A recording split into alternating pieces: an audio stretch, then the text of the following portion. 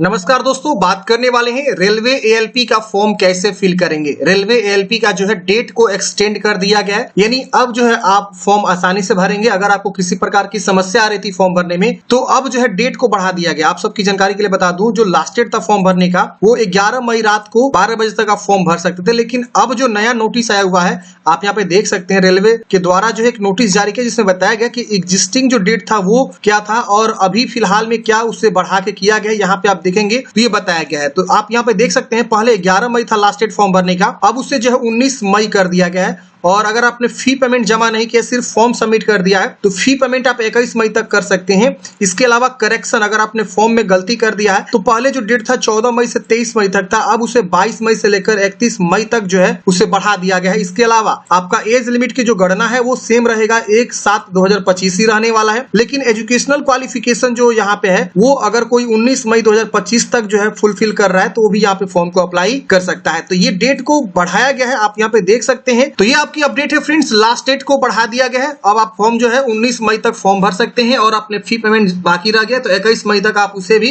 कर सकते हैं। अब चलिए समझते कैसे आपको फॉर्म को अप्लाई करना है। पूरी जानकारी हम आपको जो है स्टेप बाय स्टेप बताएंगे। देखिए, फॉर्म अप्लाई लिंक मैंने आपको नीचे डिस्क्रिप्शन बॉक्स में प्रोवाइड कर दिया। क्लिक करेंगे, सीधा आप यहाँ पे आ जाएंगे। यहाँ आपको ऊपर में अप्लाई का बटन मिलेगा, क्रिएट एन अकाउंट का ऑप्शन मिलेगा और ऑलरेडी हैव एन अकाउंट का ऑप्शन मिलेगा। अगर आपके पास पहले से एएलपी का फॉर्म भरे थे या ग्रुप डी का फॉर्म भरे थे या और टेक्नीशियन का फॉर्म भरे थे, आरपीएफ का फॉर्म भरे थे, कोई भी फॉर्म भरे थे रेलवे का, तो आपने पहले से अकाउंट अगर बनाया होगा तो आपको नया अकाउंट बनाने की आवश्यकता नहीं, क्रिएट एन अकाउंट करने की आवश्यकता आपको नहीं है। अगर आपके पास अकाउंट पहले से है तो ऑलरेडी हैव एन अकाउंट पे क्लिक करके यहाँ पे लॉगिन विथ आधार या लॉगिन विथ आरआरबी अकाउंट, दोनों में से कोई भी ऑप्शन चुनाव करके आप यहाँ लॉगिन करेंगे। लॉगिन करते ही तुरंत आपके रजिस्टर मोबाइल या ईमेल पर ओटीपी जाएगा और उस ओटीपी को आप वेरीफाई करेंगे और आप आसानी से लॉगिन हो जाएंगे। लेकिन वही अगर आप पहले से रेलवे में फॉर्म नहीं भरे हैं, पहली बार आप फॉर्म भरने जा रहे हैं, तो आपको यहाँ पे एक ऑप्शन मिलता है क्रिएट एन अकाउंट। इस पे आप क्लिक करेंगे। यहाँ देखिए लिखा हुआ ऑलरेडी कि पहले से अगर आपके पास अकाउंट है 2024 में जो भी आरआरबी के द्वारा वैकेंसी निकाली गई थी, तो आपको उसी से लॉगिन करना है, आपको नया नहीं बनाना है। तो चलिए हम यहाँ पे ओके करते हैं। अब यहाँ पे आपको जो है क्रिएट एन अकाउंट का ऑप्शन खुल के आ जाता है। ये बेसिक सी जानकारी आपको भरना है और अकाउंट बना लेना है। यहाँ नेशनलिटी चूज करेंगे, फुल नेम,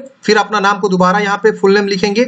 आपने नाम चेंज किया तो यस करेंगे वरना नो करेंगे। डेट ऑफ बर्थ, फिर यहाँ पे दोबारा से डेट ऑफ बर्थ को चूज करेंगे। यहाँ जेंडर बताएंगे, दोबारा जेंडर को बताएंगे। फादर्स नेम दोबारा फादर्स नेम को लिखना है, मदर्स नेम दोबारा मदर्स नेम को लिखना है। ये सारी स्पेलिंग सही से लिखेगा जो आपका मैट्रिक के मार्कशीट पे है, उसी तरह से लिखना है। यहाँ पे ईमेल एड्रेस लिखेंगे, जनरेट ईमेल ओटीपी पे क्लिक करेंगे, आपके ईमेल पे ओटीपी जाएगा, यहाँ पे फिल कर लेंगे और उसको वेरीफाई कर लेना है। फिर मोबाइल नंबर लिखना है और यहाँ पे आपको जनरेट मोबाइल ओटीपी क्लिक करके यहाँ पे ओटीपी को फिल कर लेना है। फिर यहाँ पे आपको एक आधार संख्या लिखना है और यहाँ पे जनरेट आधार ओटीपी पे क्लिक करेंगे तो आपके आधार से जो मोबाइल नंबर लिंक है उस पर ओटीपी चला जाता है, उसको यहाँ लिखेंगे और वेरीफाई वाले ऑप्शन पे क्लिक करेंगे। आपके पास आधार कार्ड नहीं है तो I do not have Aadhaar card पे क्लिक करेंगे और यहाँ पे इस पे क्लिक करेंगे तो आपके उसके उपलक्ष्य में एक दूसरा आईडी प्रूफ यहाँ पे देना होगा। लेकिन आगे चल के फिर से आपको आधार ऑथेंटिकेशन करना ही होगा, तो मैं कहूंगा आप आधार के थ्रू ही यहाँ पे रजिस्ट्रेशन करेंगे, बेहतर रहेगा। आगे कोई भी दिक्कत आपको नहीं होने वाली है। इसके वजह से इसको डिक्लेयर कर लेना है और यहाँ पे जब आप आधार कार्ड लिखेंगे ना, तो यहाँ पे वेरीफाई पे क्लिक करेंगे तो यहाँ पॉपअप आएगा और आपकी नाम, date of birth, father's name automatic Aadhaar से उठा लेगा और यहाँ पे शो कर देगा। एड्रेस वगैरह भी, मतलब आपको एक तरह से केवाईसी भी यहाँ पे हो जाएगा।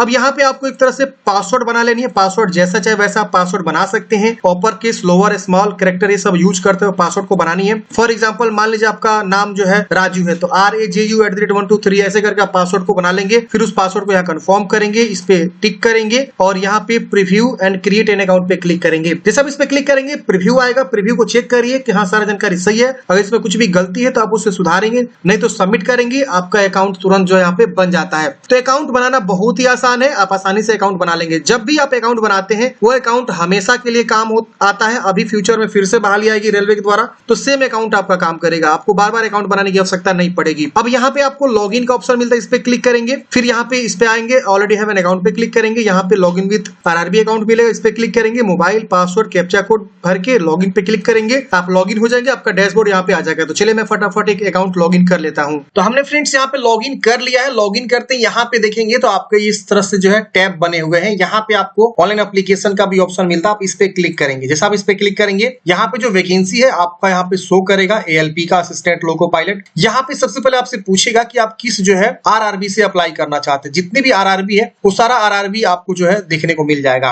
अब RRB देखने के लिए आपको जो नोटिफिकेशन को डाउनलोड करना होगा कि किस RRB में कहाँ कितनी वैकेंसीज है। देखिए, जिस RRB के लिए अप्लाई करेंगे उसी RRB के साइड में आपको जॉब भी करना होगा। फॉर एग्जाम्पल मान लीजिए आप त्रिवेंद्रपुरम में अप्लाई करते हैं तो आपका जॉब लोकेशन जो है उधर ही रहेगा, उसी के आसपास रहेगा। तो आप देखेंगे यहाँ पे जो भी RRB वाइज वैकेंसी डिटेल्स है वहां पे नोटिफिकेशन के 20 नंबर पेज पे शो किया गया है। अहमदाबाद में देखेंगे तो आपका WR रीजन जोन आता है जिसमें 497 वैकेंसी है। अजमेर में NWR और WCR आता है जिसमें 679 वैकेंसी एक में है और WCR में 141 वैकेंसी है। यहाँ पे आपको कैटेगरी वाइज भी वैकेंसी को ध्यान रखना है और कहाँ कट ऑफ कम जाता है ज्यादा जाता है उसके हिसाब भी आप देख सकते हैं, क्योंकि अभी हाल ही में इसका एग्जाम हुआ। सेकेंड एग्जाम भी यहाँ पे बहुत जल्द होने वाला है। फेज 2 का एग्जाम, फेज 1 तो हो गया, फेज 2 आपका रद्द हुआ था, फिर उसका डेट एक्सटेंड हुआ। तो अब जो है आप एक बार देख लीजिए, यूट्यूब पे कई सारे चैनल वाले बनाए होंगे कट ऑफ को लेकर, कट ऑफ के अनुसार भी आप अप्लाई कर सकते हैं। इसके अलावा आप फॉर्म भरते समय ये जरूर चेक करें कि आप किस कैटेगरी में फॉर्म भरेंगे तो आपका बेहतर रहेगा। अगर आप अपने कैटेगरी में भरना चाहते हैं तो अपने कैटेगरी में ध्यान रखना है। ओबीसी कैटेगरी से आप बिलोंग करते तो ओबीसी कैटेगरी में कितनी सीटें हैं उसके अनुसार अप्लाई करना है। तो कई सारे फैक्टर को ध्यान में रखते हुए आप अपना जोन चुनाव करेंगे और ध्यान रखना है जिस जोन से फॉर्म भरेंगे उसी जोन में आपका जॉब लोकेशन होगा।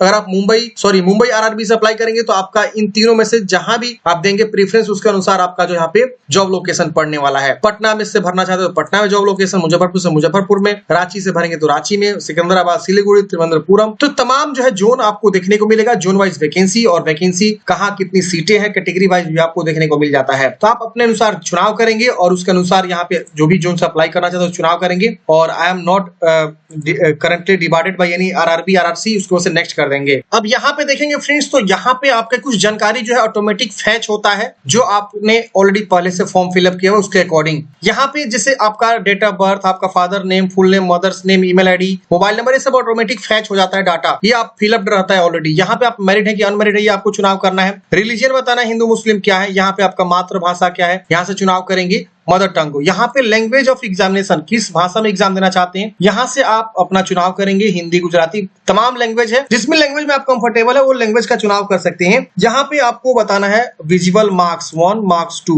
मतलब बॉडी में पहचान, तिल का निशान, कटा का निशान, जला का निशान, जो भी आपके बॉडी में पहचान है अपने अकॉर्डिंग चुनाव मतलब लिखेंगे। यहाँ पे जैसे मान लीजिए आपके जो है सर पे एक मोल है तो अ मोल ऑन द फोरहेड, ऐसे आप लिख सकते हैं। तो उसको आप ऐसे लिख देंगे जो भी आपके बॉडी में पहचान है। 2 पहचान आपको देना है। फिर आप नीचे आएंगे तो यहाँ पे आपको जो है बताना है कम्युनिटी। अगर आप जनरल है तो जनरल चूज करेंगे, SC है तो SC चुनाव करेंगे और SC में देखेंगे यहाँ पे आपको कैटेगरी सर्टिफिकेट देना होगा। OBC है तो NCL देना होगा। यहाँ पे आई अंडरस्टैंड एग्री पे क्लिक करेंगे तो यहाँ पे आपको जो है आएगा लिखने के लिए कि आप अपना कास्ट का नाम लिखेंगे। तो नेम ऑफ द कास्ट क्या है, कास्ट का सर्टिफिकेट नंबर क्या है और कहाँ से आपने बनवाया हुआ है, ये आपको जो है चुनाव करना है। इशूइंग अथॉरिटी कौन है जो आपका कास्ट सर्टिफिकेट इशू किया। मोस्टली देखे जाए बिहार में रेवेन्यू ऑफिसर जो है इशू करता है, तो रेवेन्यू ऑफिसर आप यहाँ चुनाव करेंगे। एग्जीक्यूटिव मजिस्ट्रेट है, डिस्ट्रिक्ट मजिस्ट्रेट है, डिप्टी कलेक्टर है, डिप्टी कमिश्नर है, डिस्ट्रिक्ट मजिस्ट्रेट है, जहां से भी आपने बनवाया हुआ है उसका आप क्या करेंगे, यहाँ से चुनाव करेंगे। यहाँ किस राज्य से बनवाया हुआ है, कब आपने बनवाया हुआ है और आपको ट्रेवल पास चाहिए तो यस करेंगे। और यहाँ पे अपना जो है जाति सर्टिफिकेट को अपलोड करेंगे जो कि 400 KB से कम PDF में होना चाहिए और अपना नियरेस्ट रेलवे स्टेशन बताएंगे जहां से भी आप ट्रेवल करना चाहते हैं। ट्रेवल पास वो होता है जिसके माध्यम से आप फ्री में जो है ट्रेवल कर सकते हैं एग्जाम देने के लिए। आपको सिर्फ एडमिट कार्ड दिखाना होता है और ट्रेवल पास दिखाना होता है। जब आपका एडमिट कार्ड जारी होगा तो ट्रेवल पास आपको मिल जाता है। तो ये SC ST के कैटेगरी में आपको इस प्रकार से जो है आएगा, आपको लिखना होगा। अगर आप OBC है तो OBC में यहाँ पे आपको जो है creamy layer, non creamy layer का ऑप्शन आता है। तो यहाँ पूछेगा कि do you come under OBC non creamy layer. अगर आप जो है नॉन क्रीमी लेयर से आते हैं तो यस करेंगे और यहाँ पे आपको अंडरस्टैंड एग्री पे क्लिक करना है। अब देखिए नॉन क्रीमी लेयर में कौन आता है, OBC में ना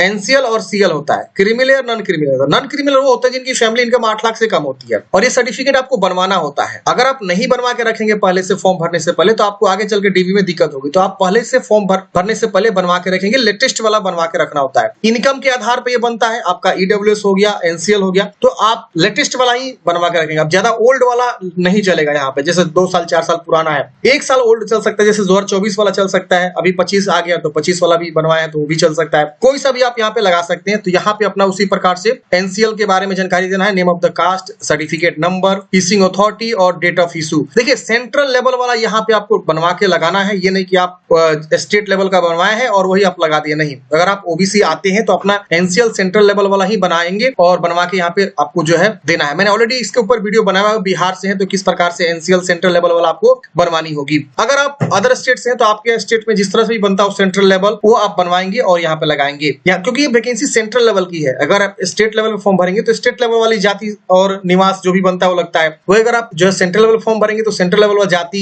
या जो भी एनसीएल है, ईडब्ल्यूएस, सब आपका बनता है और लगता है। तो ये आपको समझ में आ गया ओबीसी वाला। अगर ईडब्ल्यूएस आएंगे तो ईडब्ल्यूएस का जो है जानकारी आपको भरना होगा, जैसे कि आपका ईडब्ल्यूएस का सर्टिफिकेट नंबर, इशूइंग अथॉरिटी, और यहाँ पे आपको जो है स्टेट बताना है और यहाँ पे कब आपने बनवाया वो आपको बताना है। तो ये डिटेल्स आपको अच्छे से भरना है। फिर आपको यहाँ पे जो है परजेंट एड्रेस भरना है, जो भी आपका परजेंट एड्रेस अच्छे से भरेंगे। फिर परमानेंट एड्रेस अच्छे से भरेंगे, नियरेस्ट जो है सिटी आपको लिखना होगा, पिन कोड लिखना होगा, अच्छे से एड्रेस को भरना होगा। अगर आपका परजेंट एड्रेस अलग है, परमानेंट एड्रेस अलग है तो आप दोनों अलग अलग भर सकते हैं। सेम है तो इसको टिक करेंगे, सेम सेम इधर वाला कॉपी हो जाएगा, अलग है तो अलग अलग। उसके बाद सेव करके नेक्स्ट करेंगे। सेव नेक्स्ट करते हैं फ्रेंड्स। अगले स्टेप में यहाँ पे कुछ अब एक्स सर्विसमैन और इसके अलावा ईबीसी वगैरह के बारे में पूछेगा। तो एक्स सर्विसमैन है तो यस करेंगे वरना नो करेंगे, ईबीसी है तो यस करेंगे वरना नो करेंगे। आप रेलवे ऑलरेडी सर्विंग एप्लीकेंट है, मतलब पहले से आपने रेलवे में काम कर रहे हैं, जैसे कि ग्रुप डी हो गया और कोई भी पद हो गया, तो उस पर आप यस करके अपनी जानकारी दे सकते हैं। करंटली किसी डिपार्टमेंट ऑर्गेनाइजेशन में काम कर रहे हैं तो बताएंगे, वरना नॉट अप्लीकेबल हो जाएगा। आपने जो है अप्रेंटिसशिप किया हुआ है, एनएससी किया हुआ है तो आप यहाँ बताएंगे, नहीं तो आप इसे भी नो कर देंगे। यहाँ पे फिर रिफंड के लिए आपको अकाउंट डिटेल्स यहाँ दे देना होगा, अकाउंट होल्डर नेम,